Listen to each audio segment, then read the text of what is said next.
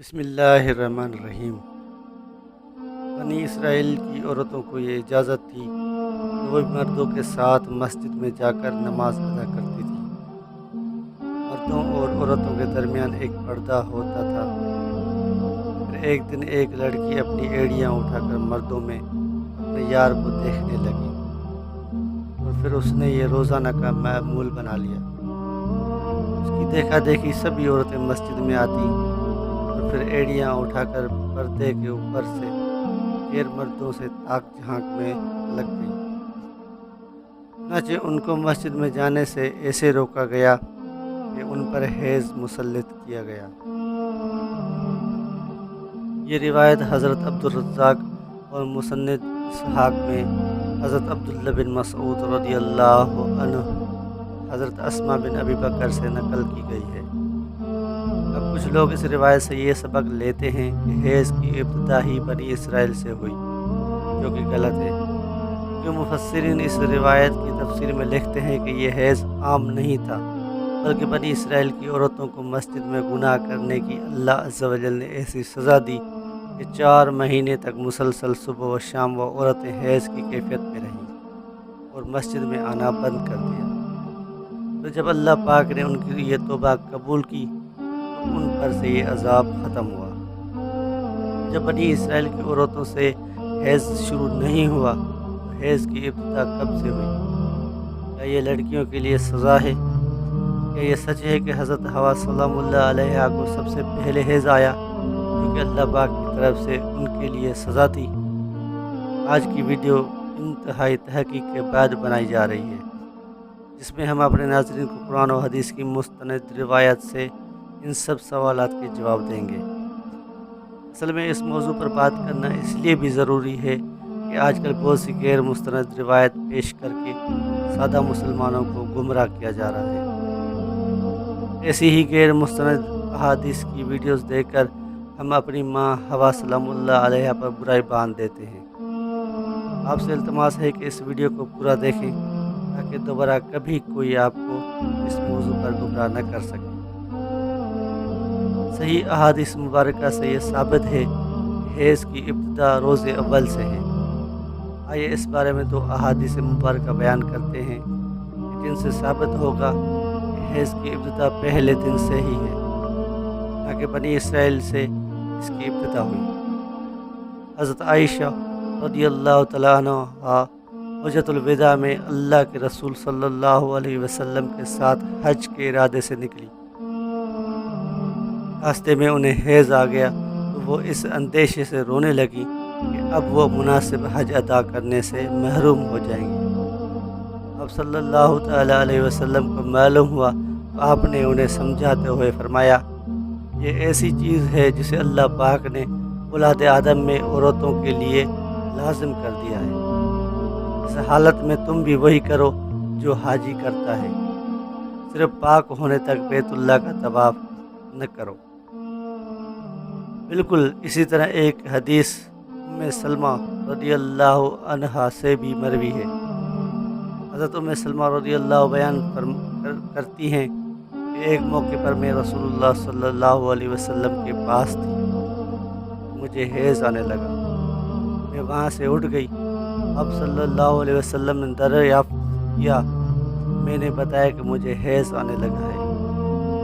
اب صلی اللہ علیہ وسلم نے فرمایا، یہ ایسی چیز ہے جسے اللہ پاک نے آدم کی بیٹیوں پر لازم کر دیا ہے۔ اس موضوع پر امام بخاری رحمۃ اللہ علیہ نے بخاری شریف میں ایک باب بھی قائم کیا ہے جس کا نام حیض کا آغاز کیسے ہوا ہے۔ امام بخاری لکھتے ہیں کہ حضور اکرم صلی اللہ علیہ وسلم نے فرمایا، یہ وہ چیز ہے جسے اللہ پاک نے آدم کی بیٹیوں پر لازم کیا ہے۔ امام بخاری مزید لکھتے ہیں کہ بعض لوگ کہتے ہیں کہ حیض کا آغاز بنی اسرائیل سے ہوا ہے، جبکہ اس معاملے میں نبی کریم صلی اللہ علیہ وسلم کا ارشاد معتبر ہے، کیونکہ حضور صلی اللہ علیہ وسلم نے فرمایا کہ اللہ نے حیض کو آدم کی بیٹیوں پر لازم کیا ہے، اور اس لیے بنی اسرائیل سے پہلے بھی حضرت آدم کی اولاد میں حیض موجود تھا۔ علامہ ابن حجر عسقلانی فتح الباری میں بھی یہی ثابت کیا ہے کہ حیض ابتدائی تخلیق سے عورتوں کو آتا رہا ہے۔ اب بات کرتے ہیں ان روایات کی کہ جن میں یہ کہا جاتا ہے کہ حیض کی ابتدا حضرت حوا رضی اللہ عنہا سے ہوئی اور ایسا بطور سزا ہوا۔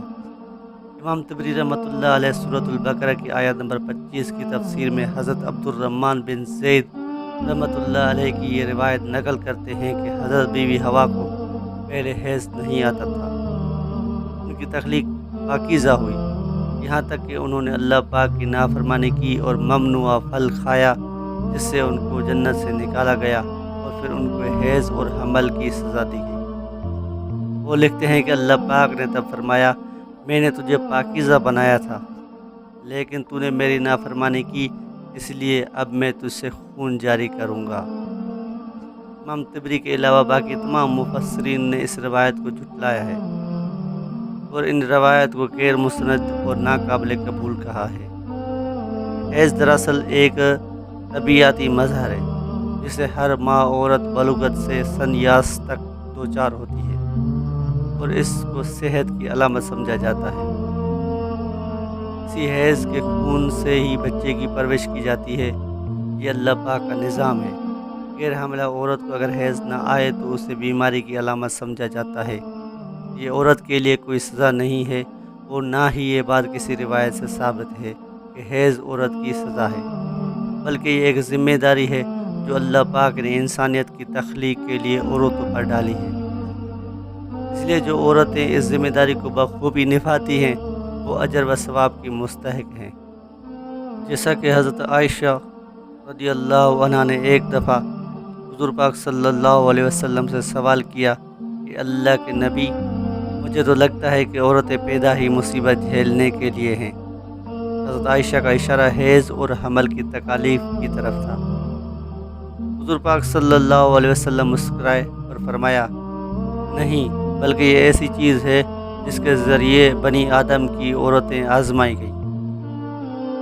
اس حدیث کی تشریح میں علامہ ابن حجر رحمۃ اللہ علیہ فتح الباری میں لکھتے ہیں کہ عورتوں کی تخلیق ہی اللہ پاک نے ایسے کی کہ انہیں حیض آئے، ان پر پہلے دن سے ہی لازم قرار دیا گیا۔ جو عورت اس پر صبر کرے گی تو وہ اجر کی مستحق ہوگی، اور جو اس کو مصیبت اور برائی سمجھے گی تو وہ اللہ پاک کی تخلیق میں عیب نکالنے جیسے گناہ کے مرتکب ہوگی۔ امید ہے کہ اب آپ جان چکے ہوں گے کہ نہ تو یہ کوئی سزا ہے عورتوں کی اور نہ ہی اسے سزا کے طور پر حضرت بیوی حوا سلام اللہ علیہ پر مسلط کیا گیا، اور نہ ہی حیض بنی اسرائیل کی عورتوں سے شروع ہوا، بلکہ حیض و حمل تو اللہ پاک کی آزمائش ہیں عورتوں کے لیے، جن کا اللہ پاک بروز قیامت عورتوں کو اجر عطا فرمائے گا۔ یہ اللہ پاک ہمارے تمام بہنوں کو اس آزمائش میں صبر و تحمل عطا فرما، ہم گناہوں سے دور ہو جائیں اور نیک اعمال کرتے رہیں۔ کمنٹ سیکشن میں آمین لکھنا مت بھولیے گا۔ ویڈیو اچھی لگی ہے تو لائک کر دینا، چینل پہ فرسٹ ہے تو سبسکرائب کر لینا۔ جزاک اللہ خیرہ۔